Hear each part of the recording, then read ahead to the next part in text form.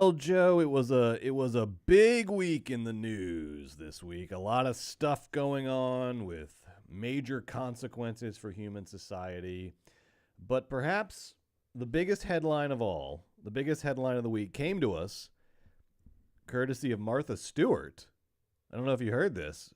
Martha Stewart revealed one of Hollywood's big secrets, a secret that many people have kept guarded. Like in Indiana Jones and the Last Crusade, that guy who guards all the cups and chalices. What's the secret? Ryan Reynolds, her neighbor in the Hamptons. Yeah. Ryan Reynolds Yeah. is not funny. You heard it here from Martha's lips to your ears. Ryan Reynolds, our favorite quip king, the guy who saved the Marvel Cinematic Universe and comedy and the movies. Solely by by his sense of humor. The Merc with the mouth. In real life, he's not funny. He's just not funny, says Martha Stewart. Well, he just plays Deadpool in the movies, okay? Why has he got to be funny? That's what Martha's saying. She goes, and look, people are, I don't know if this is even an insult. I think Martha's just trying to clarify the situation. It's an insult. He's not funny. What's here's what she said. This is the actual quotation. And this was from, I don't know if you know the game show Rent Free. I don't know if you've seen that before. It can only be streamed on the real estate app Built. If you go to the real estate, if you download the real estate app Built, BILT. BILT. Yeah, do it right now. Download the real estate app. You keep Built. going, but I am. Okay. And then they will probably have like a tab for original content. You go there and then you look for a game show called Rent Free. That's where she dropped this bomb. The best thing that ever happened to Built. She said, Built rewards. I think the host was like, tell me what are some celebrities that you pal around with? Tell me a funny story, Martha. Yeah, here's a funny story. Martha starts talking about Ryan Reynolds, and she goes, you want to know something? This is the exact quote. You want to know something? He's not so funny in real life. Oh. No, he's not so funny. He's very serious. Oh, okay. He's very serious. I think it's more insight than criticism. This confirms everything I've always thought about Ryan, that this is the humor is like a focus group tested stratagem to market this man to the widest audience possible. He has like, when he's being funny in his Mint Mobile advertisements and Deadpool and Wolverine, on the red carpet, doesn't it always feel like a like practiced, rehearsed, honed imitation of humor rather than someone who's like naturally funny? Yes. Right? Yes. Like Jack Black could just like turn his head and look at you and you would laugh. Yes. No, Ryan Reynolds. Ryan Reynolds is... He practices. It's fine. Like you don't have to be... But I think it would be different because this is something you hear about, like the tears of the clown. Like this is like a trope, right? Mm-hmm. But usually that trope is reserved for like our great comedians. Like if you are one of our great comedians... Right. We know, whoever be Robin Williams, whatever, we like, you're given the sort of dignity of not being funny all the time. You're allowed to sort of clock out. But Ryan Reynolds, I don't know if he gets that privilege. I feel like Ryan Reynolds does need to be funny at parties. Like, it's like, you can't be the sad, serious guy at the party. Right. You gotta put on your fucking tap dancing shoes and tap dance. Right. You're talking to Martha Stewart. Let's see a little bit of the act. Say something funny. Yeah, Ryan. we don't need earthy, real Ryan. Right. You're a mouthpiece. Ryan was taken off guard by this, though, and it feels like he's sort of like short-circuited for a second because he had a little quippy response on Twitter that I've been trying to... This is like the Finnegan's Wake of tweets. I cannot get to the bottom of what this means, Joe. So this is his response. He wrote on Twitter, @VanCityReynolds. Okay. I disagree with her, Martha Stewart. I would disagree with her. I'm going to punch this up a little bit. I would disagree with her. But I tried that once. The woman is unexpectedly spry. She really closed the gap after a mile or so. Joe, what the fuck does that mean? Sounds like some sort of Hamptons race took place. Right. And he was being chased by her or Martha Stewart was mad at him. And he's so serious. Does it have to do with like the fact that he's not funny, he's serious in some capacity? Go ahead, read it one more time. I disagree with her. Like, I would say, like, no, I am funny. But I tried that once. The woman is unexpectedly spry. I tried to be funny to Martha Stewart, but she's unexpectedly spry. So she, like, when I chased wasn't him? funny, She lunged at me. She lunged at me for a long time. So far, it might have stretched over a couple miles in some sort of chase, because then he said, what was the next sentence? She really closed the gap after a mile or so. She really closed the gap. Maybe we're just out on the loop on some But either this would in joke imply or that story. Yeah. he got like a really good head start. Well, and then she started to close the gap after he's a saying, mile? I'm younger than she. Perhaps I just felt like I would be able to outpace her easily. But she's so It's like mad. a tortoise in the hare situation. She's so mad, or she's so spry, which isn't like a mad word. I'm kind of layering the mad on here because I don't know why he's being chased by her. But like she's unexpectedly fast is what he's saying, and she almost caught me and beat me up in some way, shape, or form because I wasn't performing up to her standards of funniness. Maybe this is one of those weird things where like we don't understand, but like she's of a higher status than he, and he must make her laugh or something. You know, it's some sort of like weird, twisted Hollywood. I feel like he's money just game. proving her point though with this like bizarre, ornate response. Yeah, Here's what you should have said: all capital letters. Fuck Martha Stewart, all capital letters. Wow. Right? That's fun though. Like it's not. He doesn't. Right. It's He doesn't. fun. Okay. Right. And then she has her little because Martha loves getting in the dirt on this But stuff. what did he mean? In this tweet? Yes. I don't know. There's no. What do you say next? There was no like. In the article you read about this, was there some sort of explanation? This is about his said only tweet? response. Is this tweet? Okay. Now TMZ, that venerable news source, has reached out for further information. Okay. And they said a source close to Ryan tells TMZ the actor has made no secret about his anxious and racing mind. Racing. His mind races. Okay, but not the race that they went on in the tweet. A different. Oh, interesting. Wait, No. what did you say? His. The actor has made no secret about his anxious and racing mind. Okay, so he's saying like I have anxiety. So what was his quote? She's spry. Read the. I tweet one more disagree time. with her, but I disagree tried with that once. The woman is unexpectedly Tried spry. what once? Disagreeing with her. Okay, but she's unexpectedly spry. She really closed the gap after a mile or so. She really closed the gap after a mile or so. And I then don't know. If you're listening, and if you TMZ can- said, "Well, look, he's famously anxious." But like anxious and like here's the thing though, like if he has anxiety, that's fine. We respect that. Shut the fuck up, Brett. I don't like the conflation of like look, Ryan Reynolds has anxiety. That's okay. And anxiety and his racing mind. It's like, I oh, he's so understand. much of a genius. He's got so many ideas going Yeah, on. but Please tell Martha Stewart a funny fucking anecdote at the Hamptons party that you both went to. fair enough. Ryan Reynolds and Hugh Jackman will not be hosting the Oscars. Is that this year. definitive? He Is said it because of this? no. They were rumored because Right, I saw apparently that. the Oscar committee is desperate to find somebody to replace. And after Honestly, it would have been a great pick. It's the second biggest movie of the year. Well, no, People it was a apparently great- love great those pick. guys. Yeah. After Kimmel passed and after Mulaney passed, Right. their favorite person to ask, they really wanted Jackman and Reynolds to do it. But now there's Ryan saying that he doesn't have the time, but he'd love to do it again some other time. This is like he's got all his thoughts going on in his head. He wouldn't be able to focus. He'd He'd like get up there and he would be like, your line, Ryan. And Ryan would be like, oh, my racing mind has gotten away from me again. So we'll see. Maybe Martha Stewart should host the Oscars. Martha, actually a good Martha idea. and Snoop. Martha and Snoop should host the Oscars. That's actually a good idea. But Well, do you know who the funniest person to host the Oscars would be? the funniest person to host the Oscars would be Jeff Bezos. Kamala Harris. I want Kamala to host the Oscars. Okay, go ahead. This week on Movies, baby, Robert Zemeckis and Tom Hanks are back. Where are they? They're here, of course. We'll review their new movie here. Plus, we saw a real pain from writer-director-star Jesse Eisenberg and co-star Kieran Culkin. The new Zemeckis Hanks, as I refer to them. Nice. And, of course, we've got the hottest Hollywood news and box office updates that your little bellies can hold, baby. And in the second half of the show, Joe, for Patreon subscribers only at patreon.com/moviesbaby with 5 eyes, we're going to be ranking our top 5 movies directed by Robert Zemeckis. Maybe our hardest list yet. Easily our hardest list yet, because the question is, does he have 5 top movies?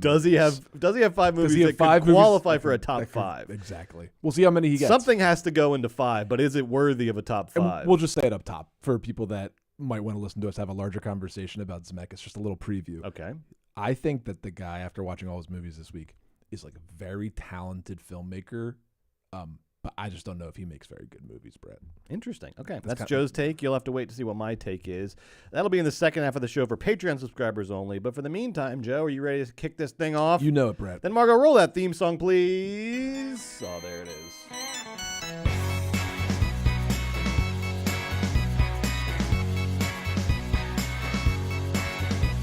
I can't get enough movies, baby. I can't get enough movies, baby. But how about you? I'm talking to you. Do you have it bad too? I think that you do. Whenever one ends, it's like the death of a friend. I get to wishing that there were 2 more reels. And then a voice cries out, move, baby, you're in my seat, and you don't want to mess with who the Billy Movie Freak.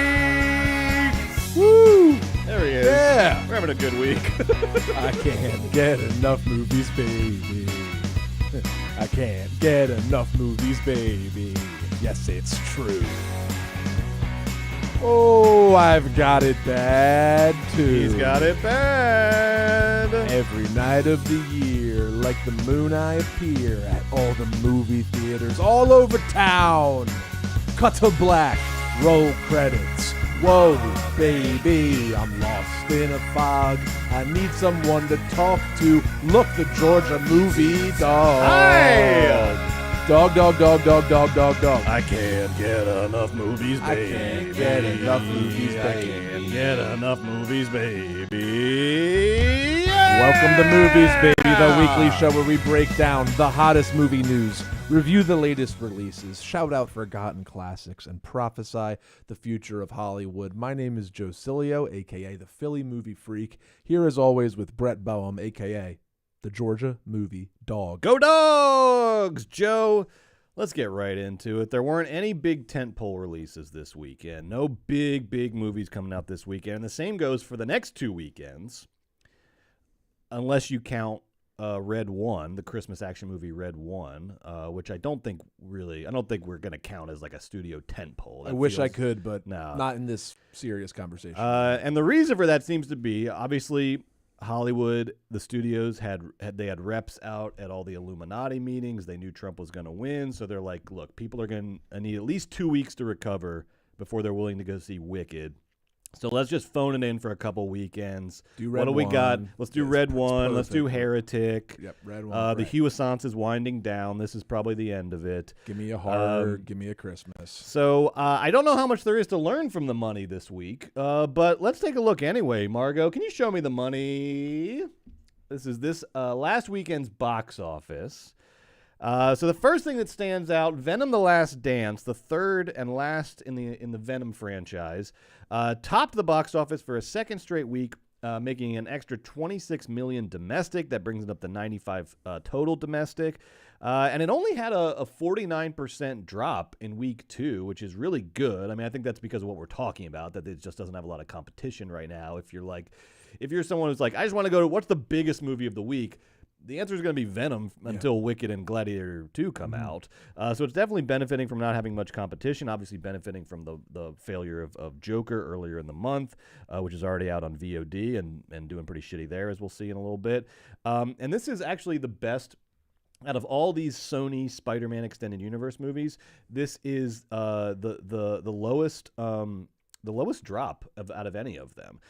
So the first 2 Venoms, Morbius, Madam Web, of course, all had drops over 50% going into their second week. But Venom is hanging in there despite not great critical reception, etc. It's also, just to say it, doing absolutely tremendous overseas. Gangbusters. Amazing overseas numbers. Like well over the domestic cume, making another financially successful installment of the Venom franchise. Sony keeps these franchises budgets kind of locked in at this like mid-high tier, $90 to $120 million, and that's when you start seeing returns. When you let that motherfucker slip up to 180, 200, you're about to lose your lunch unless you're, literally Marvel. So like you said, internationally it's up to 227 million. That is, I looked, I ranked them all. That's the 8th biggest international box office of the year, and this thing's only in its second week. Yeah. This thing's doing huge numbers internationally. Apparently, this movie played in China, which not every movie gets to do, and it played huge in China, just like Alien Romulus did earlier in the year. So whenever China gets opened up to some of these movies, they're able to impact that market. They can see huge international returns. So congrats, Sony. Congrats. Because this is kind of amazing. Sony needed a W this week, Brett, They did. They had another movie come out. Are you talking about here? I am talking about here. Okay. We'll get to here in a second. I just want to say, this is kind of amazing because Venom 3 had like a soft opening weekend, much lower than the first two. Critical reception was pretty poor. And then we turn around at the end of the second week, this thing's a hit. On a $120 million budget, it's already at $322 million total. Yeah. This thing is well into profit in its second week. It's already, in total, domestic and international, it's already the 13th biggest movie of the year. I thought this was kind of a disappointment. It's really not. It's doing well. It did it. I'm surprised as well, but I think it just goes to show that this is why studios spend all their time and energy the past decade trying to wrangle and retain these franchise IP plays, because more often than not they can work out, especially when you're savvily budgeting like Sony has been. It's all about the budget, baby. You keep really that budget reasonable, you're gonna see profit. Imagine if Joker was $85 million. Yep. Yeah, we would not be having the same conversation about it. Different thing. Now, a movie that Sony put out that did not do as well, of course, is Robert Zemeckis' Here. And this is just a straight up bomb. Here bombed, and there's probably no hope for it. It opened in 5th place. It was the top performing opening new release of the week, but that's not really saying much. It opened at 5th place with a paltry $5 million. And it was in almost 3,000 theaters. So there's really no excuse for it doing this poorly. That's off a $45 million budget. It's also getting really bad reviews, 36% on Rotten Tomatoes, a B- cinema score grade, which sounds good but is really bad for a cinema score. So word of mouth is not going to help here at all. This will probably plummet off the face of the earth going into its second week. It's funny because I was like, so is like Hanks done? Is the Hanks magic run out? I don't think this is on Hanks though, because the last movie he starred in, A Man Called Otto, remember that from 2022, where he was a cranky old kind of MAGA adjacent old man who had to learn to meet his neighbors, and love a child. It did $113 million on a $50 million budget, also distributed by Sony. So I'm sure Sony was like, "Oh, great, Hanks has still got the juice. We'll do a Forrest Gump reteam, and we'll make bank."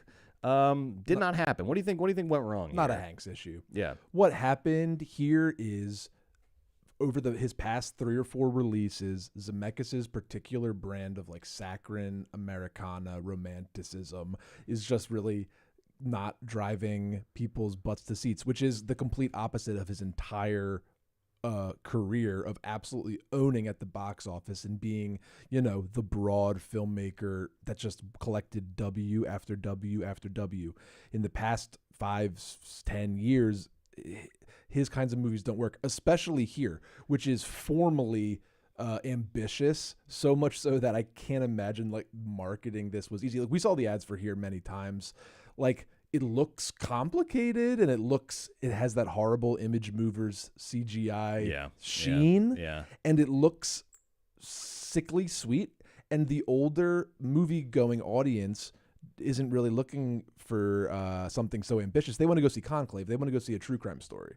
They want to go see a little mystery. They're also not going to the movies 2 weekends in a row. So they went for Conclave the previous weekend, which did very well, particularly in older demographics. And they're like, what, am I going to go to the movies again this weekend to see Here? No. It's such an odd choice for all the people involved. Like, it's not an odd choice to work with Zemeckis. It's not an odd choice to work with Hanks and Robin. It's not a weird choice to bring them all together. Or this is an IP adapted from a graphic novel. So there's lots of things here that make a lot of sense. It just didn't work out because it just didn't come together. It wasn't the movie. We'll talk about it later, but let's just say the reviews were mixed as hell. Yeah. Borderline bad. Yeah. And it was just like, if your movie comes out of the gate, looks difficult to understand, it's coming out election week when people's media attention is pretty rough. wrapped. That's a rough release. And it's formally ambitious, aka kind of different a little. Right. That's just a tough sell, It's a man. tough sell. I do think, though, I'm with you. I think on paper, I understand why they greenlit this. Because at the end of the road, you see the trailer, we saw the movie. Like, you're like, of course this thing bombed. What the fuck is this? Why would anybody go see this? But on paper, I get it, because Hank's last movie made money for Sony. Now they're going to reteam him with the Forrest Gump crew. I get it, but it just didn't come together. The movie's not there, and people kind of sniffed out that this was not worth seeing in theaters. There's no like Tom Hanks is going to win an Oscar for it. It's just right. It's it had none of that. It had no story or message or like marketing strategy. Yeah. In better news, though, Anora continues its strategic ramp up as we enter award season. It added another 200 theaters this week and maintained a very impressive per theater. Dollar amount was $7,000 per theater. Again, the highest per theater. I think it's had the highest per theater numbers for 3 weeks in a row now. It's closing in on 10 million total worldwide, and it still hasn't really gotten a wide release. I don't know if it's going to get like a super wide release. Well, it'll keep growing. They are in the driver's seat right now, Neon, and they're going to play this thing out perfectly until Oscar time. Yeah. It'll get a much wider release. We might see it in something more akin to the 1,500, 2,000 theaters. This is like old school distribution. This is a real thought out strategy that has worked for Neon in the past, worked for distributors in the past, and has led to box office returns for sure, and it's also led to award season victories. I agree. So they're going to sort of ramp up the release in conjunction with the For Your Consideration campaign and award season, and this will end up being in more and more theaters over time. Yeah, it'll continue it's to grow. easily going to be Sean Baker's biggest box office movie of all time. Florida Project at 11. This is already at 10. Yeah. So this is going to be Sean's biggest movie. Congratulations. It's a good one. You can go to our episode from 2 weeks ago to get a review of Anora. And speaking of micro-budget successes, Terrifier 3 remained in the top 10 this week. I'm gonna throw some insane stats at you, Joe. Terrifier 3 is now over $50 million total. This is a movie that costs less than $3 million to make. It's over $50 million total for its run, making it the biggest unrated movie of all time, the highest grossing unrated movie of all time. And it is on track, Joe, to make more money domestically than Joker Folie à Deux. Joker Folie à Deux capped out at 59. Damn. Terrifier 2 is not slowing down. And because of the Christmas thing, it's only going to sort of remain relevant, right? It's a Halloween movie and a Christmas movie. They're doing the Nightmare Before Christmas sort of double dip. So this thing will beat Joker Folie à Deux. It'll have a bigger domestic box office than Joker Folie à Deux. If I told you that a month ago, you would tell me I'm crazy. I would tell you. You would tell me, you're drunk sounds good. We get it. You like Terrifier. It's not going to happen.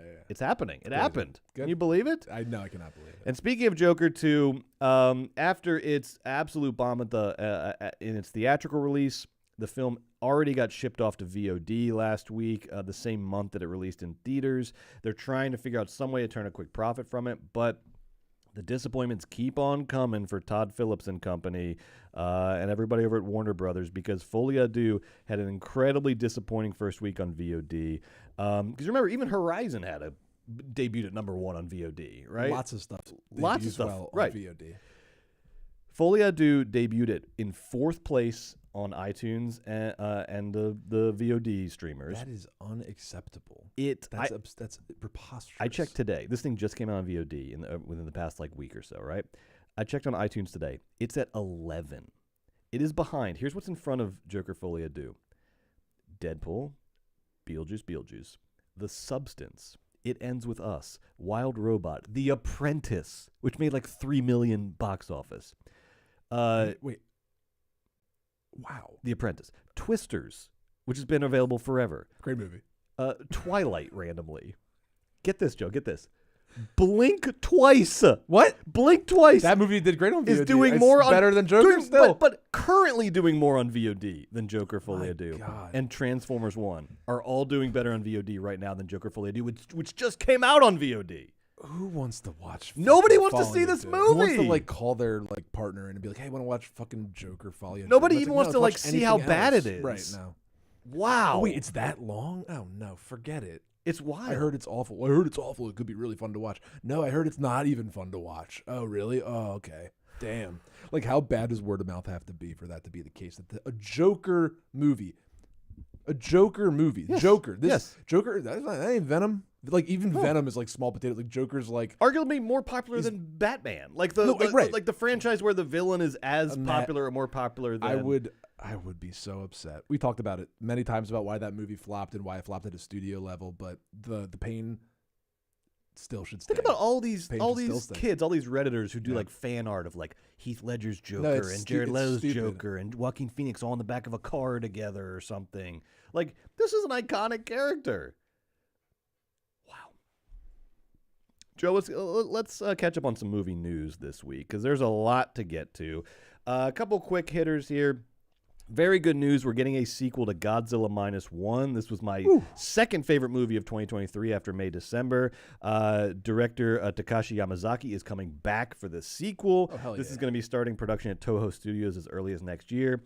This is very good news because there was rumors that Kevin Feige was trying to grab Yamazaki for like a Marvel thing. Get out. Get the fuck out of here, Feige. Apparently they had a meeting and Yamazaki almost immediately was like, yeah, I'm going to do the Godzilla -1 sequel. Godzilla -2. I love it. Please call it Godzilla -2. I mean, it's right there. That'd be sick. It's right there. And maybe it's like it gets cold or something. Godzilla gets ice. Right. Nuclear winter, fallout, something Godzilla like that. -2. I love Think it. about that, everybody. I cannot wait. So look for that. I guess 2026 maybe. If it's filming end of next year, we'll see. But it'll be here before you know it, and I cannot wait. Now, your guy, Kevin Costner, who's had a hell of a year trying to get people to go see Horizon, is in some kind of in debt up to his ears, can't pay for this thing. They can't even get part 2 out in theatrical release. They can't even figure out how to get it out. So this guy's had a whole mess with his big dream project Horizon. Now, apparently, his latest scheme for saving this thing is he is shopping around a behind-the-scenes documentary. So he's going Lost in La Mancha, Hearts of Darkness. He's like, well, if they're not coming out for the movie, maybe I can make some behind-the-scenes documentary about all the turmoil and the craziness, and they'll come out for that.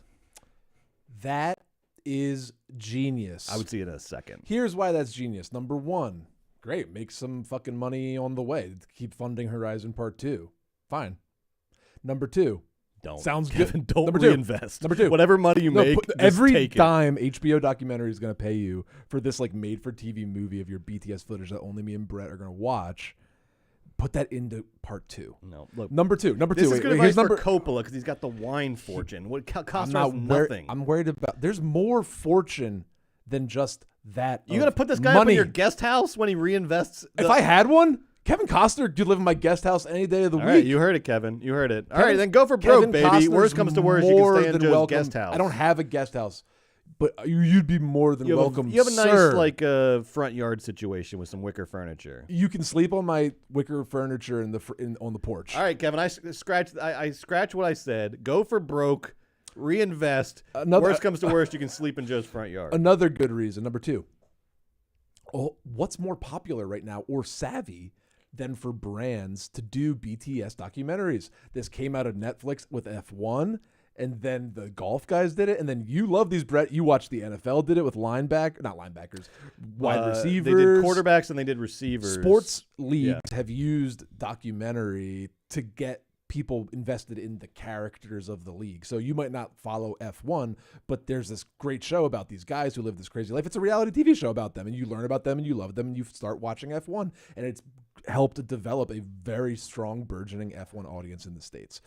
See, Costner's he's getting everybody invested in the characters. Soon we're going to be like household names. Oh, I love when his DP comes over and razzes him. Oh, I love when his composer comes over and tells him a great idea. I love how Costner works with the costume team. Oh, man, I love costume team. And then we're going to get invested in them and say part 2 comes out and we go, I got to see how costume team put it together. It's like his Hard Knocks, Brett. But now we want to watch the Bears and see if they can put it together. I never got the feel from watching Horizon, though, that it was like a fraught production. It all seemed pretty leisurely. Like, what are we going to get some great like little one-liners from Luke Wilson in the makeup trailer? Like I don't get the like. Okay, I see. Hearts of Darkness was this like I see that. transformative, traumatic, generational like crisis movie. But what's the best parts of Man of La Mancha is like when he flies all the investors down to show them the set, and it's like a mess. Like maybe it's more about the raising of the money for part 2 as much as it is the production It would have of part to be. 1. I would be on board that'd be with exciting, that. right? Like him in a reality TV show setting, talking to whatever the distributor at Warner Brothers or Paramount or whomever he's trying to like assuage, or ran Saudi money, or the freaking K Street, or whoever Costner's. This is the idea. I don't want like a DVD behind the scenes thing where Sienna Miller is like, Costner's amazing to work with. Right. No. I'm imagining like a high stakes thing where he's trying to get part 2 made. That's great. And it's the money. And then the documentary can be about the difficulty of financing movies in the 21st century. And you can get interviews with Terry Gilliam, Todd Solondz. We know they've had a lot of problems finding money for their next movies. Yeah. Make it all about film financing. Oh, make it about film financing today. Yes. You get John Waters in there. That's interesting. And he's like, he's like, all right, maybe my thing's a little funny, but this isn't just like a niche issue. Like a lot of artists and creators are experiencing this right now. Spread it out. Get Todd Haynes in there. He can tell. You can get the exclusive on what really went down with Joaquin. This is a good idea. This is a very good idea. We should pitch this to Kevin. Kevin.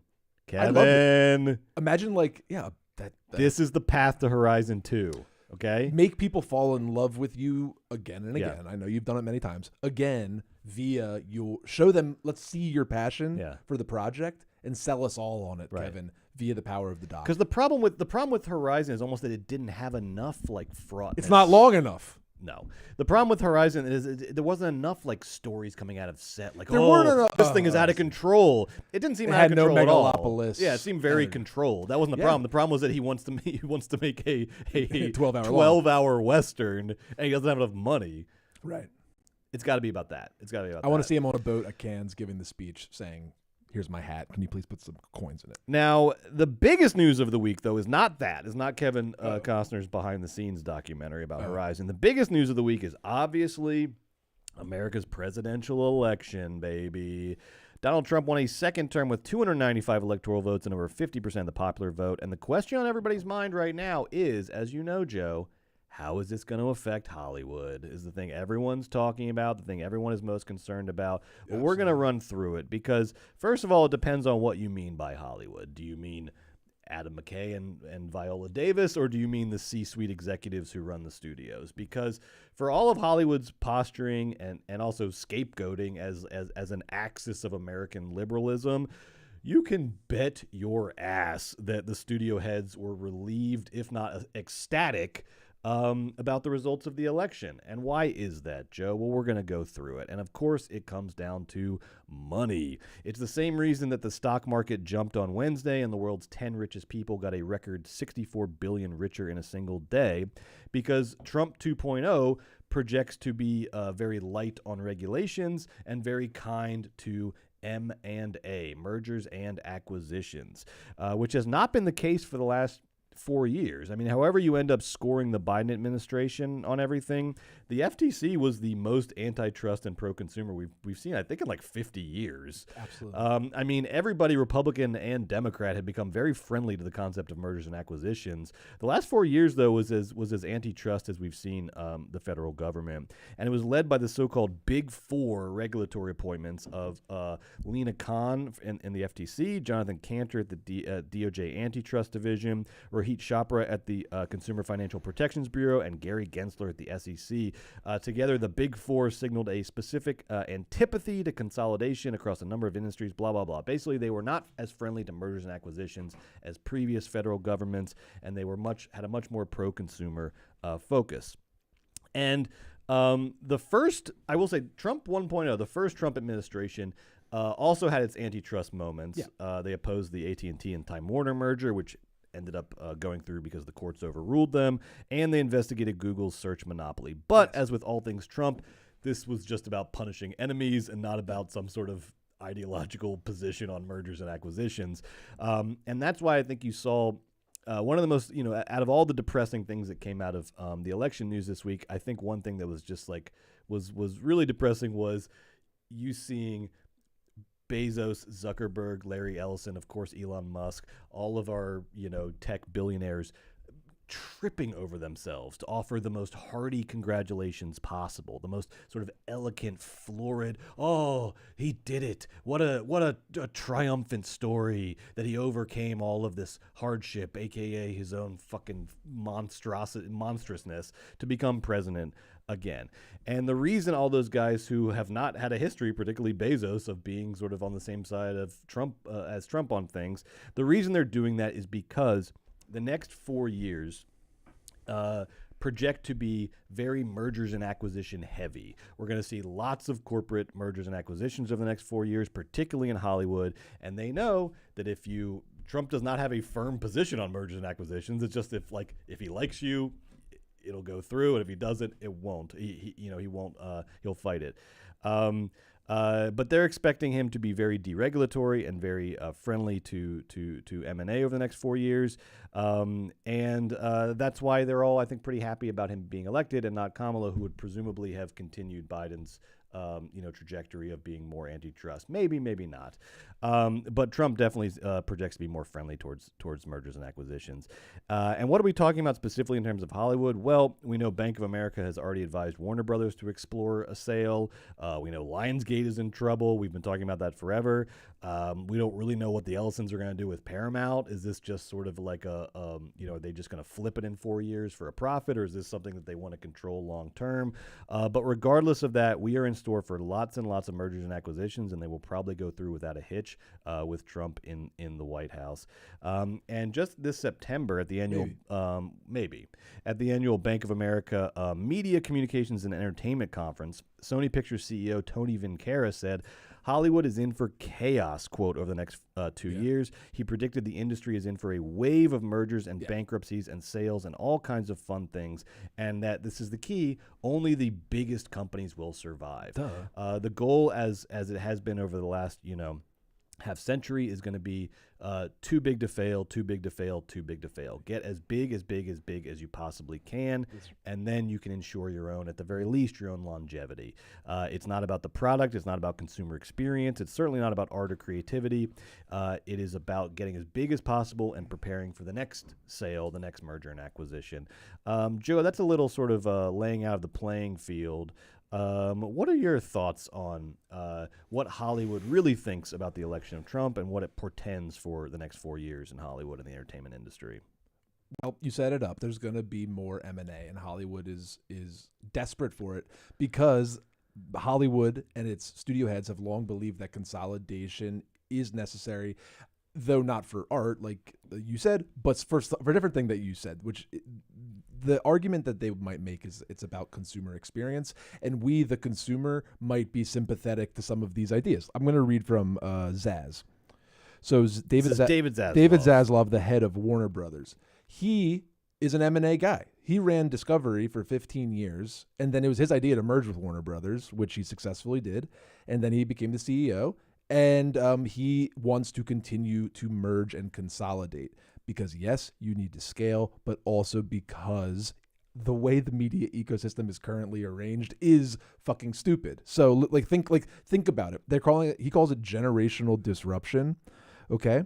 So,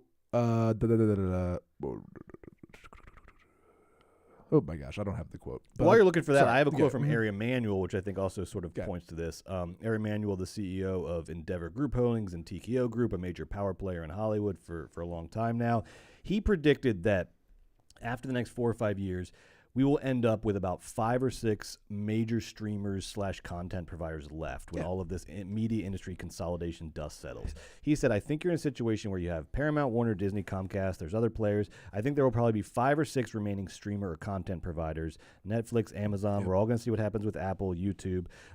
He said this during the IMG Redbird Summit. Then we probably have 2 remaining over the next 5 years from that group, and for some people that supply them, whether they be actors, writers, directors, non-scripted, or sports, that's a very good, healthy ecosystem with people that will have very big and deep pockets. That will take approximately 2 to 3 years to play out. Yeah. Think about when you go on Apple TV right now or your Roku box, and then you want to go watch something. Like, our listeners, might have like just enough savvy to be like, I feel like this type of content might be on Max because it's a Warner Brothers picture. Can you imagine how small a percentage of person that is? So when my mom turns on the TV and she wants to watch anything, what the fuck is she supposed to do? Yeah. Because all the time, FX is, well, that's a bad example. FX is on Hulu, but like sometimes the licensing deals flip around, and then what The Office is on Netflix one day, Peacock the next day, broken up, split apart. Well, we saw with Universal's animated properties like Minions that comes from Illumination that's under Universal. They will window it on Peacock, then they'll move it to Netflix for exposure, then they'll move it back to Peacock. So there's all this sort of jockeying around and positioning that goes on. So as entertainment companies stupidly turned themselves into tech companies, which was folly, but now it's too late. Cat's out of the bag. So now we have to readjust all content products, and they think that corporate consolidation can streamline the consumer experience. Another way, that's true. And then what's also true is they're going to make a lot of money. So that's not a surprise. And by the way, I'm not having any sort of like good or bad about that. In fact, it's not about Trump really. Mergers and acquisitions happen under Lena Khan. We just saw Skydance bought Paramount. Great point. And they don't happen under Trump. Like Trump, his anti-tech bent, they didn't want AT&T to merge with Warner Brothers, and that ended up passing. So what I'm saying is, M&A comes and go, little wishful thinking from Hollywood bigwigs that now there's going to be some sort of saving of their miserably set up companies. And like Trump's not the answer to Hollywood salvation. The answer to Hollywood salvation is born out of like creativity and connection and to engaged audiences. Yeah, and Trump is so unpredictable. I mean, who knows if the next 4 years will be friendly to mergers and acquisitions or not. I think that's why you saw this rush, because there has in the past been this sort of antagonism between tech and Trump. Even if behind the scenes that antagonism was sort of an illusion, at least it played out in the public as an antagonism. That's why I think you see all these guys rushing and tripping over themselves to sort of kiss the ring right now. Is I think they think they can play the Trump game, that they can just flatter him, and then when it comes time for their merger and acquisition to happen, Trump will be like, oh yeah, I like that guy, let it go through, right? Yeah. But who knows? I don't know. But the thing that we know for sure is that, it's always been true. I mean, this is the city that produced, Ronald Reagan and Richard Nixon and Ben Shapiro and Andrew Breitbart. Hollywood as a liberal city has always been a bit of an illusion. It's certainly an overstatement. And you can bet that all these studio heads would much rather see Trump in office than Kamala in office in terms of what they think it portends for the future of their companies. I do find it so interesting, apolitically, just in a general sense, that Hollywood and entertainment, from a revenue standpoint, so small compared to other companies in ag and healthcare, tech, all these humongous sectors and places that we talk about, Brett, like Warner Brothers and Lionsgate, Universal, fucking peanut city, right? Mm-hmm. But so why do these bodies have so many regulatory bodies, and like why does, when it's a big deal when Paramount, who fucking cares, tries to merge with Warner Brothers, who fucking gives a shit, because that is how powerful and valuable media is, because it is the prime connector to the population. It's just amazing that there's so much regulation in such a small industry, because it is so valuable to own the media, which we just saw in this election. Owning legacy media this time around, less valuable than owning some new media outlets, aka the old ways of connecting with people aren't going to be as advantageous, whether for your vote or for your dollar, as these ways of the new media's connectivity via the phones, the internets, the algorithms, et cetera, et cetera. That's the problem that these guys are freaking flipping out about, and they think if they can just all smush together, rearrange their parts, fire 75% of their labor force, that they can get their cap sheet looking good enough for the next fucking sale. So you're right there, Brett. But should be an bear with me on my words, an exciting time of mergers and acquisitions in Hollywood, aka gossip. It'll be a very eventful 4 years. Gossip, very eventful Hollywood gossip for the podcast. We'll see. Now, we'll see. In other political news and how it influences the entertainment industry, Gavin Newsom came out, the governor of California came out last week and announced that he is proposing some massive increases to film and TV tax credits. when studios and production companies make their projects in California. As we know, for a while now, projects have been California has been losing projects. Most stuff is being made, or a lot of stuff is being made in Atlanta, in Georgia, in New York, where the tax incentives are better. These tax incentives are such a big part of where studios and production companies decide to shoot. I mean, we saw even back when we were talking about that Madman Uwe Boll, his entire sort of career is based around where he can get the best tax rebates, because it's the only way he can pay for his movies. So this is really, really a huge part of deciding where to make movies and make TV shows. And California has been bleeding those projects for a while now, and it's affected the labor force here, particularly in Los Angeles.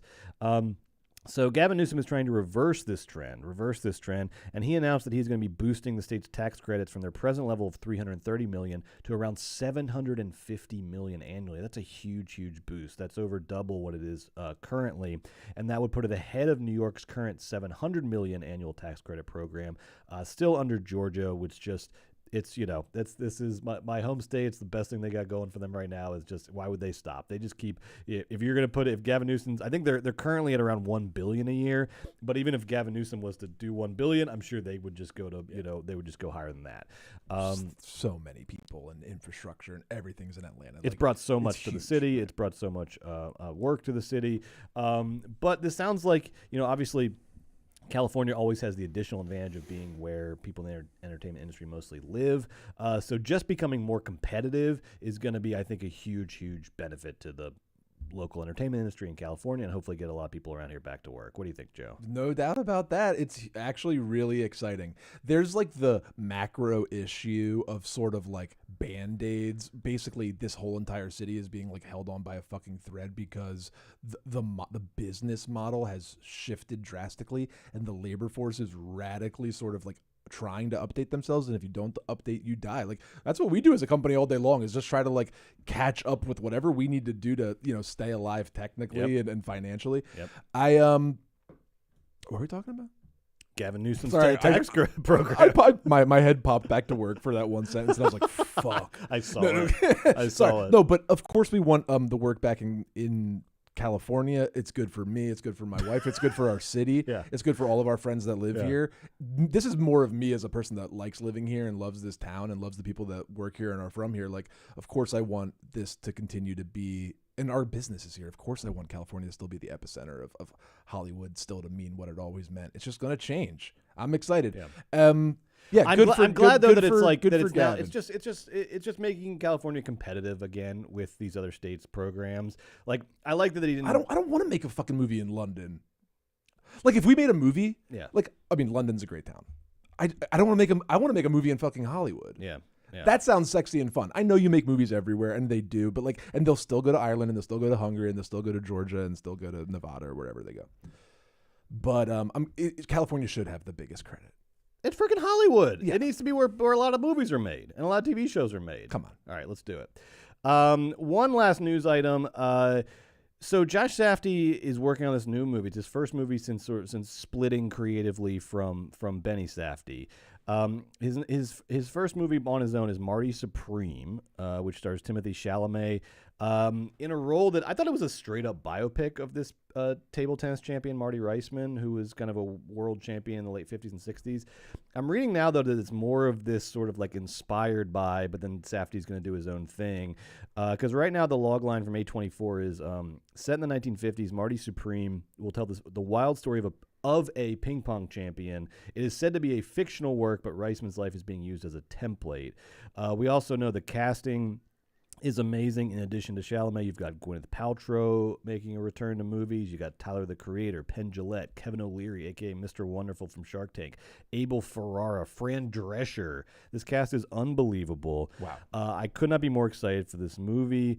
But an interesting headline came out this week that A24's budget, the budget they gave Josh Safdie for this movie, Joe, $90 million. This movie has a $90 million budget? I don't know, Joe. I don't know. That's a little bit of a red flag. I mean, we've talked about so much. We were talking about earlier in this episode about how much the right budget can influence whether or not a movie is set up for success or set up for failure. And I just don't know about a $90 million budget, because that means it's got to make, but the box office is going to have to be close to 200 million to be sort of break even into profit. I just don't know. If you look at Uncut Gems, right, their previous movie, I mean, has there ever been an A24 indie movie with more sort of hype and interest around? I mean, like Uncut Gems, of course there are, but Uncut Gems was a very hyped cultural moment of a movie. It had a big movie star in it, Adam Sandler. It only cost $20 million, and it made $50 million at the box office. So you're telling me Marty Supreme is going to have to make, what, 4 times as much money as Uncut Gems to make profit? I just don't know if it can get there. I just don't know if it's like possible for a movie like this to get there right now in the, current landscape of American theatrical releases. What do you think? Well, I think we've been talking all year about A24's aspirations to level up. They're a giant, if not the biggest, independent film studio, and they are known for their sort of art house, let's call it art house aesthetics in their cool-ass movies. Let's just call that their brand, right?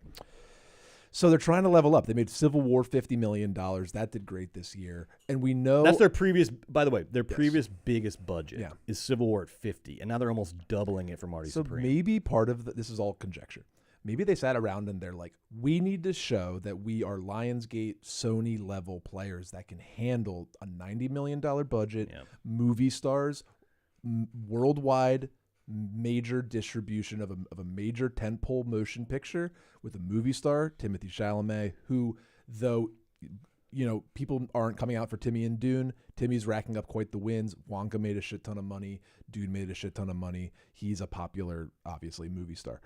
It's risky, but I think maybe A24 is like, I want to be a big dog. I want to make a $90 million movie with a wide release, but I want it to still be A24. Who are we going to pick to like embody like the ethos of A24? Oh, should we call up Eggers? Well, he's, what's Eggers cooking up? He's doing Nosferatu. Like, hey, you know what? Let's do Safdie. If we get Safdie doing a Chalamet and we get Paltrow back to return to filmmaking, maybe we can put our distinctive stamp on a different sized film. It's all very ambitious, and you're making a skeptical face, and that could be totally fair. I don't know. Maybe you put it out on Christmas, and like maybe the trailer looks big and it's like funny as fuck. I don't know. It sounds crazy though. A $90 million Safdie Brothers movie, but maybe that's what they're saying. I respect the ambition. I respect the overall trajectory. Like you said, A24 is trying to level up. They're trying to move into sort of mini major territory, I think, like where Lionsgate is. Yeah, maybe they're trying like, to move out of add the SVOD, add the streaming, carry the 2, Timmy's on points. I would have liked to seen a little bit more incremental change. This feels like too big of a jump too soon. I mean, you're going from previously your highest budget is $50 million with Civil War. You're basically doubling that for Marty Supreme, which is like, you and I are going to love the shit out of it. Yeah. This is a very singular kind of movie. This is going to be a very Josh Safdie movie. There must be something about it we don't know that gives them the confidence to make this kind of investment. You know what else it could be? Another thing is like, okay, it's 90. Okay, it doesn't make 300 mil, but it makes, 145 and we can all go to bed. Because just like Warner Brothers... Forever Dog math. What? Dude, we got some great brand awareness out of it. Let's call it a day. Dude, welcome. Honestly. But Brett, think about this. Like Netflix is fighting to keep talented people working with them because of their anti-theatrical distribution thing. So now they're trying to suck up to Gerwig. Warner Brothers. We talk about how Warner Brothers is like, how are we going to keep Todd Phillips in our roster? A24 is like, we can't lose the fucking Safdies. Then we're not even fucking going to be A24 anymore. Like, we got to, like, these are our guys. Like, if we're doing art house, big studio, let's get Safdie and Eggers and Astor and, name your A24 all-stars and, like, let's fucking go. The Safdie brothers are good at making movies. Also, like, they have higher financial. I can see a world where a Safdie brothers movie has mass appeal. I mean, Uncut Gems culturally had a mass appeal in our stupid bubble, but maybe they're making something just broader and it's like happier, or because the Safdie brothers split, it's less like intense and more friendly or funnier, or there's got to be some angle that they had confidence in, or they don't want to lose talent. And they said, no matter what, if it makes $40 million at the box office, it makes $20 million overseas, we can make, 10 on the licensing, and we just like lose $10 million on this one thing, but we keep Safdie happy. Like, is that possible? And we get to work with Chalamet And maybe, or like something like that. you were saying, in this world in which talent is getting, like we talked about last week, from Daniel Craig to Emerald Fennell to Greta Gerwig, talent is getting annoyed by the streamers, and the money is not enough anymore. They want to be fucking movie stars. They want the big theatrical release. They want the cultural movies that are cultural phenomenon. They don't want to just take the big check from Netflix and then make a movie that no one talks about or sees, right? So maybe A24 is positioning itself as like, hey, we can do this for you. Because remember, Emerald Fennell turned down $150 million from Netflix and took $80 million from Warner Brothers. But now I'm like, look, this is A24's I like, fuck do not Warner Brothers. I do not believe this artistically or creatively, but strictly speaking financially, I'm kind of like, why, if you had $90 million to spend, you should have bought this fucking Emerald Fennell movie. It's like, it's not gonna be as good as Marty Supreme, but it'll make its money. It's got fucking Jacob Elordi and Margot Robbie doing Wuthering Heights. It'll make its money. A24. I don't like that argument, but I'm speaking but strictly on the money side of things. Maybe in a world of like undiscoverability when it comes to content, the A24 sort of like sheen or brand or color is valuable, and they said, hey, this made us like get to make $5 million movies. Our distinctive qualities and what we believe in is what's going to make us be able to make bigger movies, and that quality play and that hipness play is going to bring butts to the movie theaters. Well, look, I am rooting for them. I'm being very optimistic. Yes, but they gave not A24. Someone else gave Paul. Well, here we go. Okay, $1 trillion. So here we go. Here we go. So, because there is a trend here though that I'm a little worried about, and it sucks because I could not be more excited for. I mean, are there any movies you're more excited about than Marty Supreme and Battle for Bactan Cross or Battle of Bactan Cross? No. But we've also seen that the path to ruin begins with bad budgets. Always begin with bad budgets. Think about what happened with Fall Guy. Honestly, like that should have been on the walls. Fall Guy should have been a financial hit. It was so like there was no reason to spend $160 million on that thing. Beetlejuice cost $145 million. They made a call before they went into shooting. Tim, it only costs $100 million, and that discrepancy, that $45 million difference in budget, made Beetlejuice their most profitable movie of the year by a mile. Exactly. So speaking of Battle of Bactan Cross, which is the new Paul Thomas Anderson movie, the budget right now, easily PTA's biggest budget. The budget is estimated to be between 115 and 140 million. And this is Warner Brothers, right? Battle I'm of not Bactan sure. Cross? Okay. I'll look it up. Yeah, while please you're do. Yeah. And look, big stars, DiCaprio, Sean Penn, and also like you got Gen Z stars, Alana Haynes. Why does he like Sean Penn so much? He was great in Sean Penn's in Licorice Pizza. Oh, because He Sean was so Penn's an fucking amazing good in actor, Licorice and Pizza. Morality is Yeah. a fucking fiction. Benicio's in this. So massive budget. This movie literally is going to have to make like $300 million to see profit. So my question, Joe, is: are we entering into a dangerous territory where we're about to see some very high-priced auteur flops, which is, the moment where studios like reclaim control? You think about sort of late 70s with Heaven's Gate, et cetera, et cetera. Hollywood goes through these periods where they give a lot of independence and creativity over to the artists, and it's good for 3 or 4 years, and then you get a couple auteur flops in a row, and suddenly the studios have the position to say, all right, enough with the smart kids, we're taking back control for a little bit. Are we entering into a scary territory where we could see this this PTA movie flop and this Marty Supreme flop, and then suddenly the studios have an argument for like, okay, enough with that? No, you're mainlining anxiety this week. This is the history of Hollywood, though. We've seen this happen over and over and over again. Your concern is that we'll never get to see a big budget good movie ever again, because these guys are going to flop. Everything goes in cycles. Sure. But I think we're entering a bad part. We could be entering a bad part of the cycle. What if we're entering a good part? Apparently, the Battle of Bactan Cross has like sci-fi elements. Okay, and it has like aliens in it or something, or it has Leonardo DiCaprio in it. Like maybe it just. I know, but then you put it out. You are delighting the artistic side of me. You are worrying the Terrifying. financial side even more. Yeah, and I have that no, sounds I have hard no to faith market. in Warner Brothers. And It is Warner Brothers? yeah. So Okay. I just don't know. You know that scene Saturday night when Dick Ebersol and Lorne Michaels are in the stairwell? And they're, I know every right? scene. You know every scene Saturday Night by heart. Mhm. And he's like, Lorne, you like, because Lorne is trying to figure this out logically of, why am I not getting this support for this? And then Dick Ebersol's like, Lorne, they want you to fail. They're like doing contract negotiations with Johnny Carson, and they want to they want you to know, like they want Johnny Carson to know that they have other options, but they don't want this to be a success. They just want to stick with what works. So like you're just set up to fail here. Are these movies being this is too conspiratorial. Go ahead. I like it. Go ahead, conspiracy Brett. No. A24 Are they wants like- Marty to succeed. Are they like, yeah, sure, PTA, you can have $140 million. They don't have enough money at Warner And Brothers then to play mind when games this thing with PTA. bombs, then you never get to sniff anything north of a $50 million budget ever again. I don't know. Maybe it's the last dying gasps of a dream. Wow, you hear that, people? That's like a line from here. Maybe. Yeah, right. Now, speaking of, we're going to get into our reviews of this week's new releases here and A Real Pain. And while we do try to avoid any major plot spoilers in our reviews, it's impossible to give an honest review of these stinking movies without talking about them in their entirety. And so if we're reviewing a movie that you don't want spoiled in the least, not even a little bit, Here. I don't think it's going to apply this week. We recommend that you play it safe and put us on mute and rejoin us when we move on to the next movie. If you're watching, you can just look at the lower third. It'll tell you what we're talking about.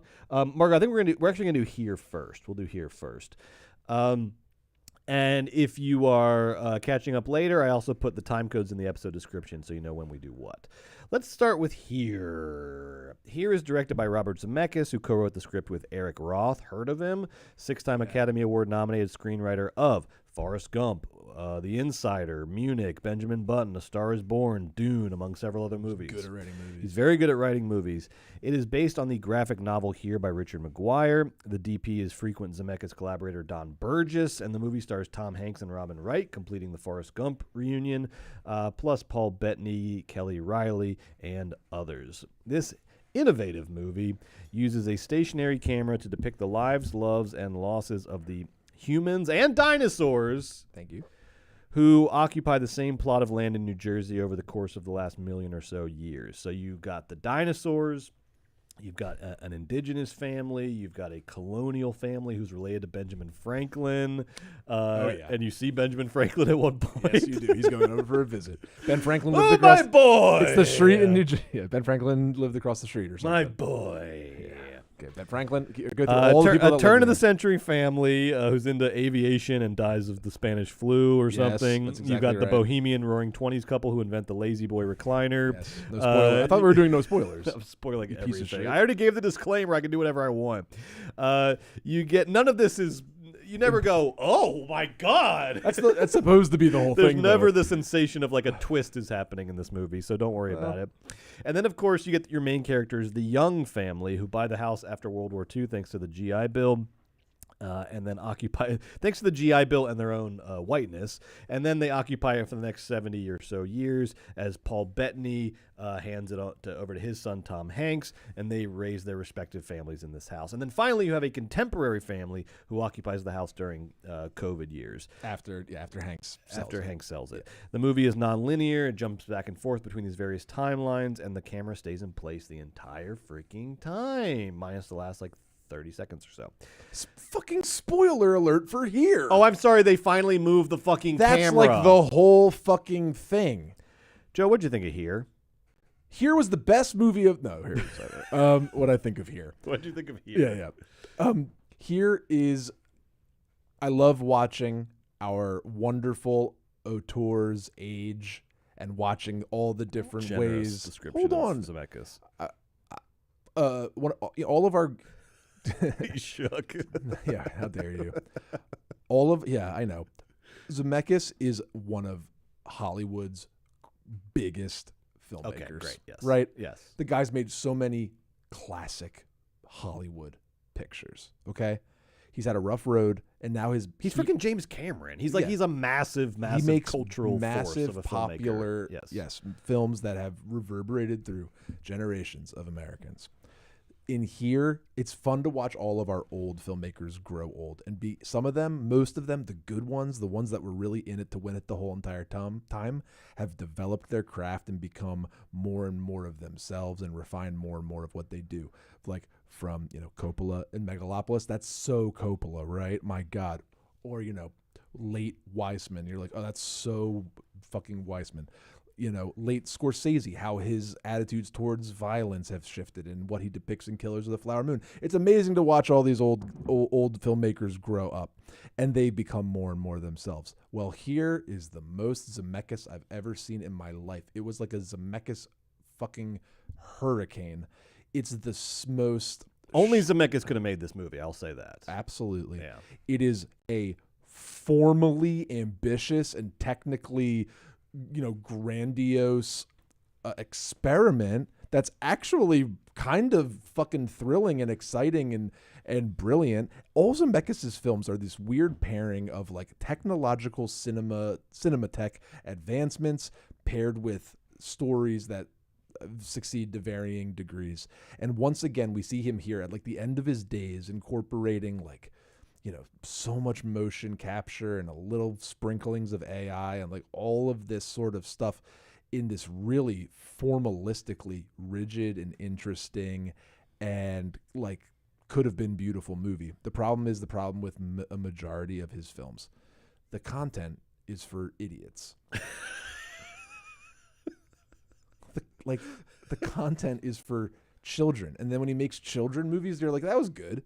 And he makes adult movies. You're like, what the fuck is wrong with this guy? It's like it's borderline creepy how sweet this fucker is.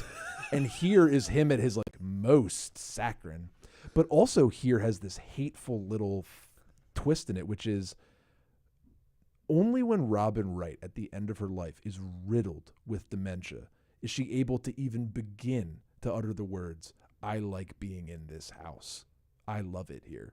Because all the movie is, and maybe Zemeckis would agree, it's like a very beautiful Norman Rockwell look at a collection of like tremendous disappointments and how like your life just becomes kind of this like horrible collection of disappointments that all kind of take place very specifically on private property.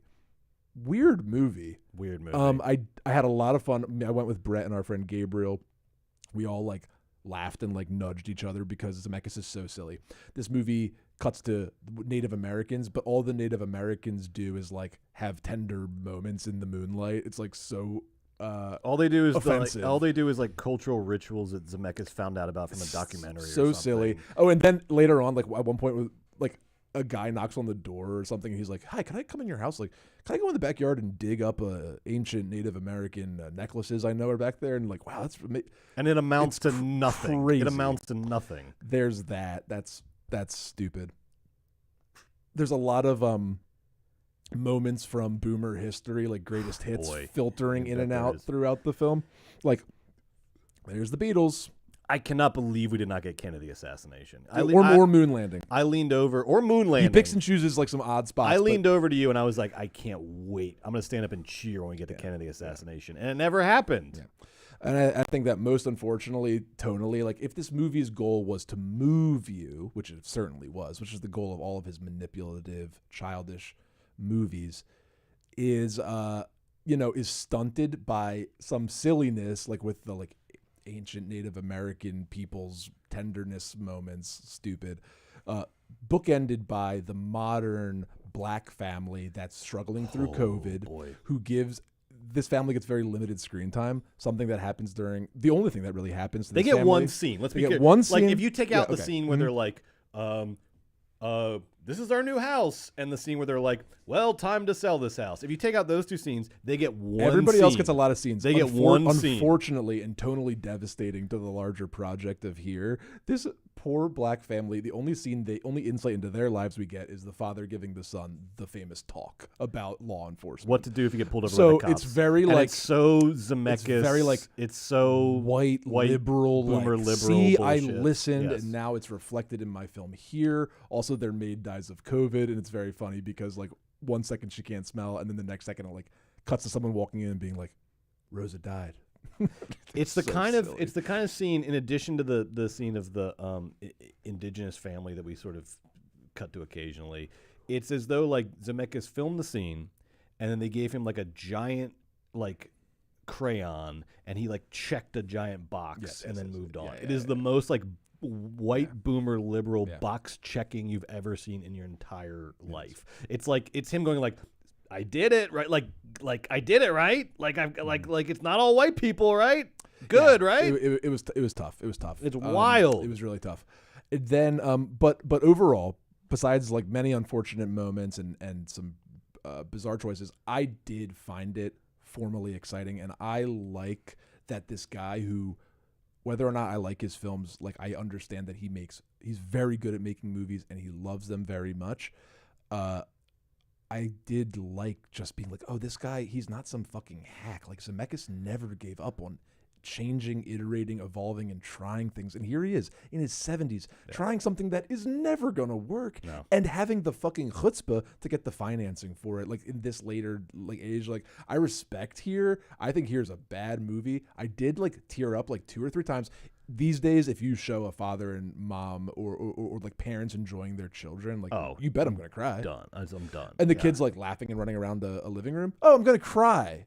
But you know, that's not Here doesn't get like points because I'm a sap. That's because we're hovering on the edge of like emotional instability at all times. We just love our children and they make us happy. But you know, the movie is I appreciate its ambitions, and it's cool that our great filmmakers never, even in like their 70s, 80s, and 90s, like they're not on a beach. They're like still thinking about the fucking craft, trying to push themselves. At 75, Zemeckis, God bless. Yeah. No, this is more like Megalopolis than it is whatever like phoned in bullshit, you know, you might see from a less committed, you know, director. Exactly. The effort is very apparent. I'll put it there. There's definitely effort that was put behind this movie. I do think ultimately, like you said, I think you gave a great summary of it. It has the Forrest Gump disease where it's trying to be about everything and ultimately has very little to say about anything that's relevant to anybody. At the same time that it's trying to capture the entire scope of human history in one movie. We do see the passage of time, the movement of history, but you're given very little to think about. And I would say even worse for this movie, you're given very little to feel about. Even despite these little movies that caught us off guard and with our personal vulnerabilities, I didn't care about anybody in this movie. I mean, the families and the couples who occupy this house are boring and their lives are uneventful. And there are times, I think, where Zemeckis leans into the monotony and the dull tragedies of their existence and is trying to do a kind of Death of a Salesman kitchen sink thing. The problem is the scenes are so fast. You can't do Death of a Salesman if you're constantly fucking doing this. The scenes are like micro scenes. And I'm like, why? You're not moving the camera. Let these people fucking act for 5 minutes before you cut to something else. But he's not able to like turn the movie on itself and make a point of the monotony because he never lets the monotony sit there long enough to become the point. He's constantly cutting to something else. And it also is very, I mean, it's the Death of a Salesman thing too is reflected in the structure and look of the movie, which, I mean, I've never seen a movie that felt more like a community theater play than Here. I mean, because of the way the camera is done, characters literally have to like come up stage to get their close-ups. So you have this sense of like, oh, he's coming up stage. It's like everything feels very theatrical and very much like you're at a play.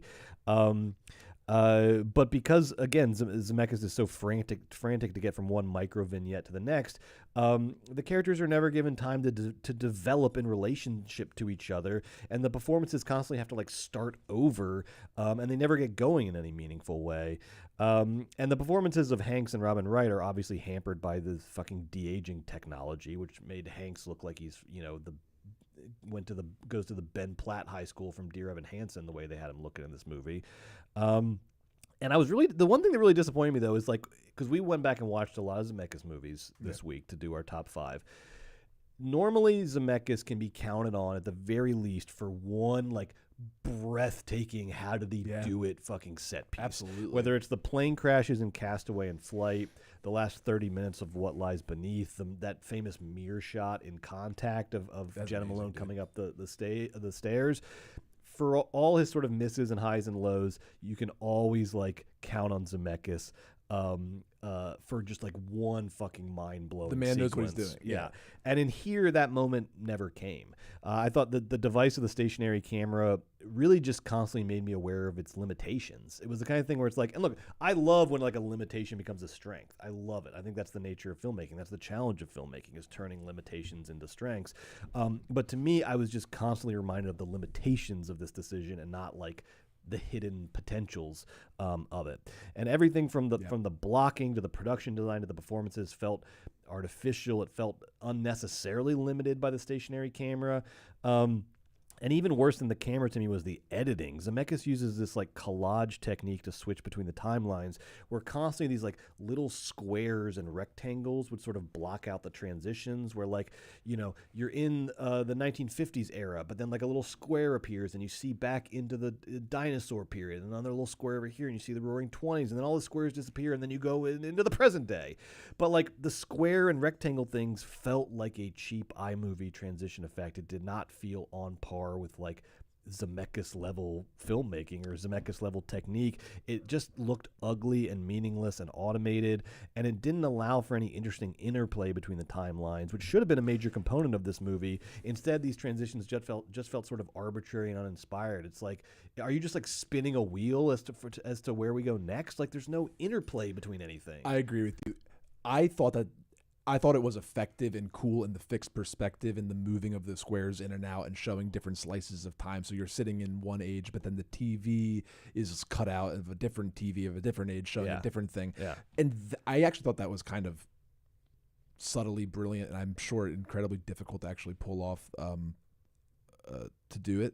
But Brett, I agree with you 100% that like, why didn't that make something emotionally awesome through time or something? It didn't. It was cool, and it didn't pay off. It did not pay off. Yeah. It did not pay off.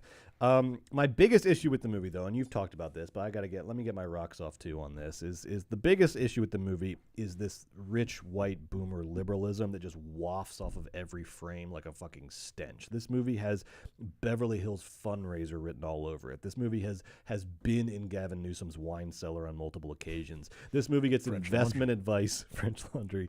This movie gets investment advice from Nancy Pelosi on a private text thread. This fucking movie, Joe, chose one of the most fraught concepts in American society, housing, as its centerpiece, right? Mm-hmm.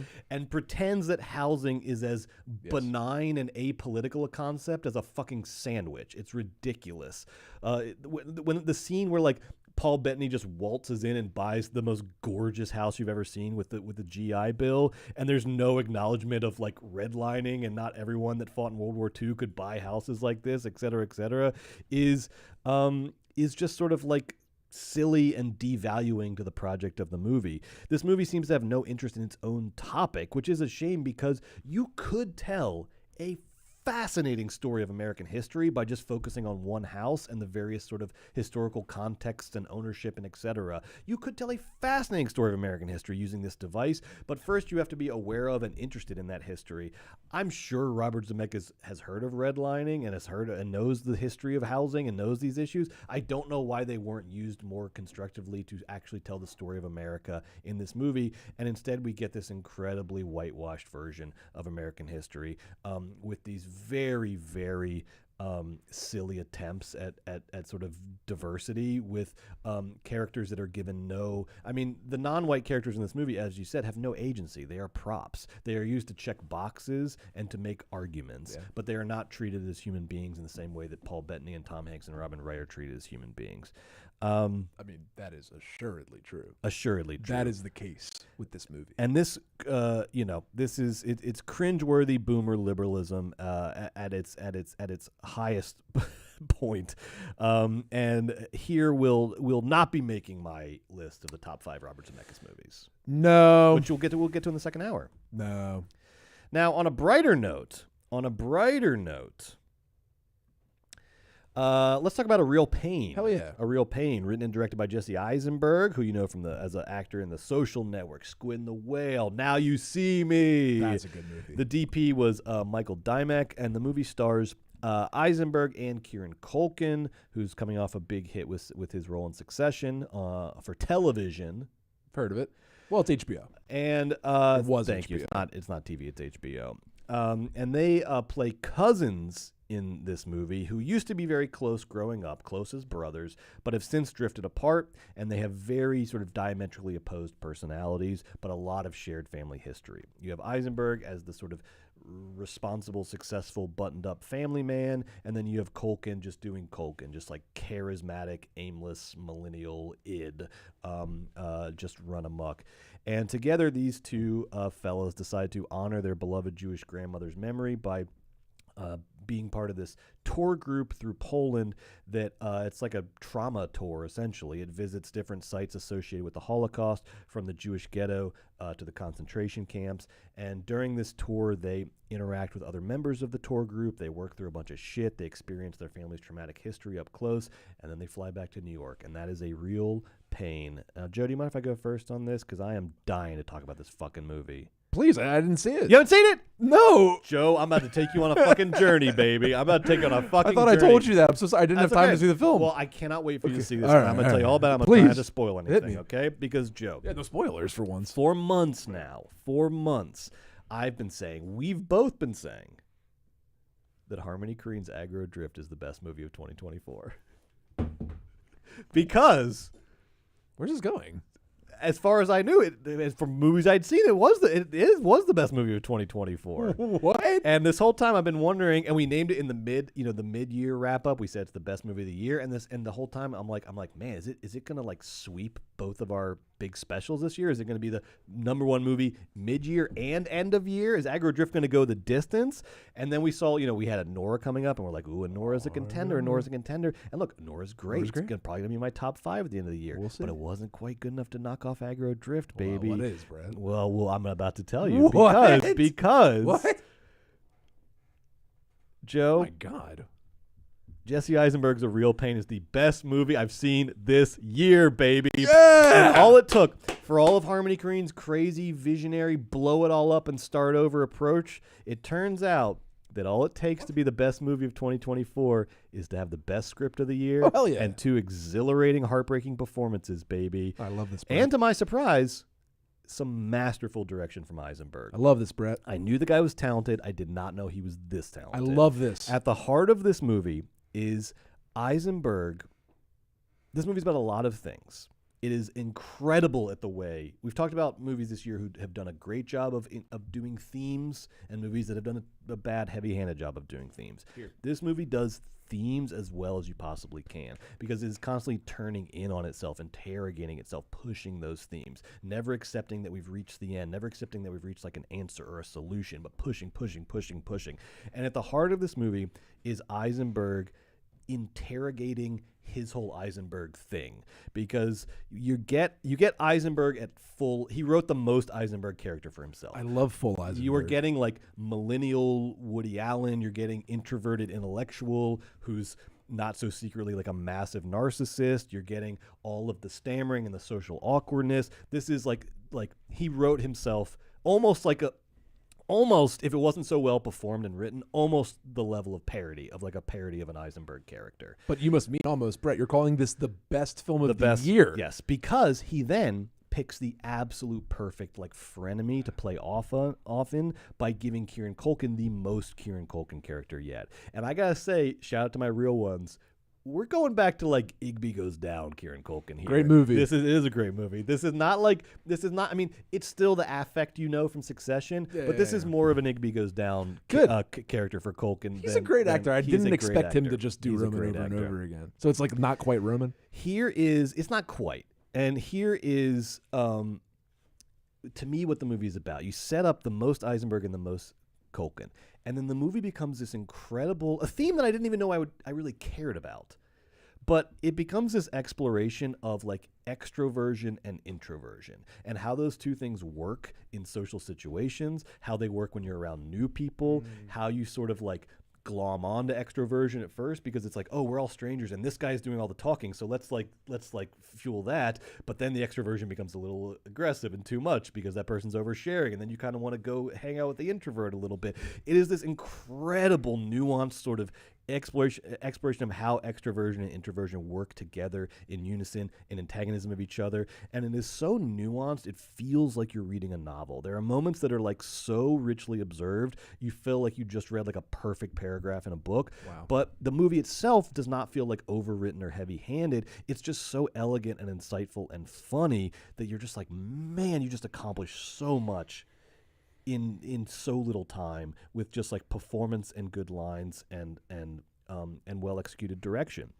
And the way in which Culkin's like unfiltered manic charisma makes him simultaneously the most popular person on the tour and the most abrasive, the one that like when he leaves the room you talk shit about him, but then when he's in the room you want to like be the one that he's talking to, you know? It's just so fucking smart about like social situations and social interactions. It's kind of smart movie for stunning. adults. Very smart movie for adults. That's fun, but not too pretentious, Yes. but like enough to be self-aware. Joe, you will feel this movie in your like gut, like in the deepest part of you. You will feel this movie. Oh, it is Brett. just so fucking real. It's so fucking real. Like apropos of nothing. Yeah.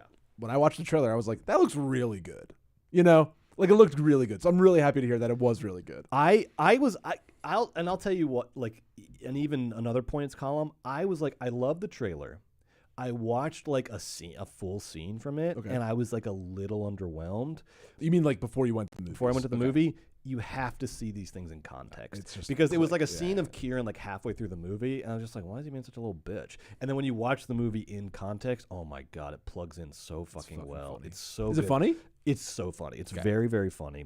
And then the flip side of Culkin's character, is you have Eisenberg sort of having this like dawning realization that nobody's like picking up on his introversion or really cares about it, and everyone just thinks he's the boring one. Whereas like he thinks he's like he's sort of Eisenberg. You think he's got all this stuff going on. He's like the heart of the movie. No one fucking like cares, and they're like deeply impacted by Culkin, who is like a mess. It's amazing the way he does this. It's so fucking good.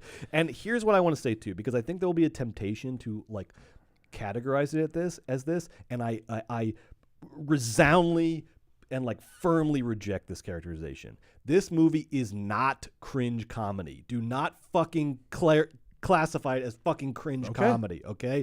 It is not cringe comedy because even though it is dealing with some of the tropes of cringe comedy, it is so humanist in the way that it approaches its themes that you are not cringing. You are leaning forward. You are leaning into this movie. You want more of it. You want to catch every move and every detail. It is taking the tropes of cringe comedy and making something new and better out of it. Fuck cringe comedy. It's dead. Long live a real pain, baby. The other major theme that is explored expertly in this movie is, of course, as the title suggests, pain. And specifically, the way that our lives, consist of this constant interplay between these sort of like massive, macrocosmic historical traumas being played out in front of us, from whether that is the Holocaust or COVID or racial violence or whatever it is. Our life is this interplay between these massive things and then all of our personal singular pains that we go through in our life. And this is where this is why ultimately this is my favorite movie of the year so far, is because the way it explores this theme makes it a movie of the moment as well. It is timeless in a lot of ways, but it is also a very interesting movie of the moment because it explores this tension between obviously all these people on this Holocaust tour, nothing in their lives will ever compare in terms of its severity or pain to the Holocaust. But the movie does this incredible thing where it dignifies all kinds of pain and says that all kinds of pain are valid in their own ways. They are real, whether it is at the level of a giant historical tragedy or if it's at the interpersonal level of a family and two cousins working through their shit. That all of this pain is valid and legitimate, and in fact, it is the thing that connects us and unifies us. It is the thing, almost everyone's personality is born out of their pain and trauma, right? How they react to it or relate to it. It's usually not born out of your successes or when someone said something nice to you. Your personality is probably built out of when someone said something mean to you or when someone wasn't nice to you or when something bad happened to you, right? And so pain is the common denominator of human existence, the thing that unifies us all together. And the point that the movie is ultimately making is that if a human society is built around ignoring and not acknowledging pain because it perceives it as weakness, then that human society is destined for destruction. It is destined to eat itself because it is denying the most essential aspect of itself by not acknowledging its pain. Whereas like getting in touch with your pain, as uncomfortable as that can be, is what leads to self-awareness and is what leads to harmony and what leads to understanding. And it is just amazing. And it's also something that is like, but it's also not like a message movie. You don't leave the movie thinking like, oh, this movie has given me the tools to be a better person. Right. It is not that kind of movie at all. It ends on a very melancholy and real note, and it just perfectly sums up everything that you've just seen. And it is excellent. Wow. I think A Real Pain is Jesse Eisenberg's masterpiece, and it's the best movie I've seen this year. Better than Aggro Drift. For me, this is better than Aggro Drift. Better than this movie. La Chimera. Close, but better than La Chimera. Better than Do Not Expect Too Much. Again, close. These are all top 5. But something about A Real Pain was just so expertly done. Better than Here? It's better than Here, yes. Damn. So I could definitely say it's better than Here. All right. Yep. So right now, I got A Real Pain in the number 1 Woo! slot, baby. I love that. We got a new king. Oh, man, now I got to go. Everybody's got to go see it. Damn. And look, I would love to, like, this is a movie I want to talk about. I want to hear from people who didn't like it as much as me. I am down. I'm, like, obsessed with this movie, and I just want to talk about it. I'm so excited. This is huge. We're getting to it, baby. We're getting to award season. It comes. It cometh. This one hit me so fucking hard. That's beautiful. It hit me so fucking I'm so excited. Hard. I was just fucking lapping up everything. But you haven't seen Red 1 yet. I have not yet seen Red 1. Okay, so we don't know quite what the number 1's going to be, but I imagine we've got Snowman. Is Red 1 on the docket next week? Do I got to like instead of 2 weeks from now? Okay, next week is Heretic. The week after that is Red 1. Okay, but we're also gonna lace in some award season stuff. So we got like Amelia Perez coming out on Netflix. We got some good stuff coming out. Great. Yes. Yeah. Excellent. Speaking of, let's see what we got for next week. What's coming up next week, baby? It is gonna be Heretic. No. It's gonna be another really sad movie called We Live in Time. No. Hopefully, we're gonna try to see it. Some of these movies are kind of hard for us to get to because they're not like right around us. But we're gonna try to see We Live in Time, and then Amelia Perez. I'm going to try to see it in theaters. If I'm not able to do that, it comes out on Netflix November 13th, which is the Wednesday before next Thursday. So everybody can see it on Netflix before we talk about it, which will be a lot of fun. You love Netflix now. That is, I love Amelia Perez, baby. Okay. I love Jacques Audiard. I love Selena Gomez, baby. I know. So I cannot wait to see. This one has. This is amazing. It's getting big awards conversations. And I got to see A Real Pain.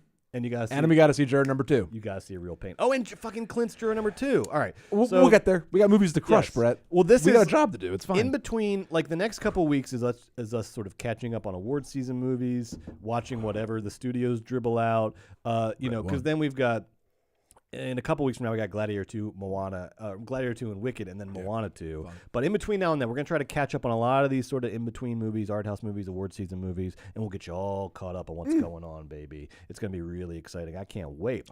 And speaking of things that we do on this show, we're about to get into the second half of the show where we do fun stuff, and it's only for Patreon. You can sign up at patreon.com/moviesbaby. You can sign up for a 7-day free trial, see if you like it. You can sign up for free and just get alerts every time something new goes up there. And tonight on the second half, we are going to pick our top 5 movies directed by Robert Zemeckis. It's going to be hard. It's going to be very, very hard. I'm going to win. It's not a contest. It's not a contest. I'm going to win. You think you'll get more? You think you'll my win points more will, arguments? My points will win the evening. Because we do have to come up with one list. Yeah, you have your list. I have my list. We have to come up with one collective list. It's an exercise in the social contract. It's an exercise. It's like A Real Pain. It's like A Real Pain. It's like you're Jesse Eisenberg. I'm Kieran Culkin. It doesn't map. I was trying, like, it really doesn't. Because I flipped it and neither one really worked. That's okay. We're both sort of like, we're both like half. I think most people are. I'm like half Eisenberg and Culkin. You're half Eisenberg. We all have a little Eisenberg and a little Culkin in us. That's right. That's Everybody beautiful. has two wolves inside them. Jesse Eisenberg and Kieran Culkin. We'd be so lucky. See you at the other half of the show. See you there. Bye.